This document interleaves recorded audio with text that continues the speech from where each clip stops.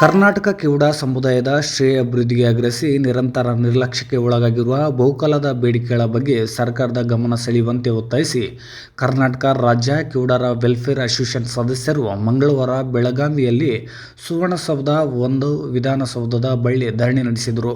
ಸರ್ಕಾರದೊಳಗೆ group C, group D ವರ್ಗಗಳ ಅಡಿಯಲ್ಲಿ ಕಿವುಡರಿಗೆ ಉದ್ಯೋಗಾವಕಾಶಗಳನ್ನು ಒದಗಿಸಲು ನಿರ್ದಿಷ್ಟವಾಗಿ ಆರೋಗ್ಯ ಇಲಾಖೆ, ಕರ್ನಾಟಕ ಪೌರಾಡಳಿತ ಇಲಾಖೆ, ಸಮಾಜ ಕಲ್ಯಾಣ ಇಲಾಖೆ, ಮಹಿಳಾ ಮತ್ತು ಮಕ್ಕಳ ಕಲ್ಯಾಣ ಇಲಾಖೆ ಹಾಗೂ ಯುವ ಸಬಲೀಕರಣ ಮತ್ತು ಕ್ರೀಡಾ ಇಲಾಖೆ ಇತ್ಯಾದಿ ಇಲಾಖೆಗಳಲ್ಲಿ ಕಿವುಡ ಸಮುದಾಯದವರಿಗೆ ಪರೀಕ್ಷೆಗಳ ಬದಲಾಗಿ ಸಂದರ್ಶನಗಳನ್ನು ನಡೆಸುವಂತೆ ಆಗ್ರಹಿಸಿದರು. ಇನ್ನು ಉಚಿತ ಬಸ್ ಪ್ರಯಾಣ ಯೋಜನೆಯನ್ನು ಪ್ರಸ್ತುತ 100 ಕಿಲೋಮೀಟರ್ ಮಿತಿಯನ್ನು ಮೀರಿ ವಿಸ್ತರಿಸಬೇಕು ಹಾಗೂ ಪಿಂಚಣಿ ಮೊತ್ತವನ್ನು ತಿಂಗಳಿಗೆ 5,000 ರೂಪಾಯಿ ಹೆಚ್ಚಿಸುವಂತೆ ಒತ್ತಾಯ ಮಾಡಿದರು.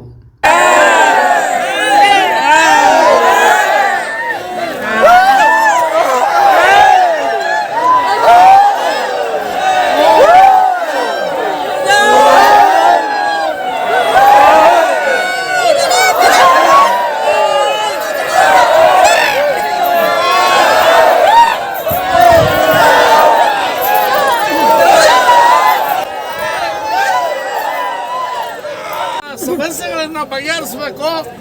ಒಂದೇ ಒಂದು ಬಾರಿ ತಾವು ಬಂದು ಈ ಮನವಿಯನ್ನು ಸ್ವೀಕಾರ ಮಾಡಬೇಕು. ದಯಮಾಡಿ ನಾವು ಮುಖ್ಯಮಂತ್ರಿಗಳಿಗೆ ಮನವಿ ಮಾಡ್ತಾ ಇದ್ದೇವೆ.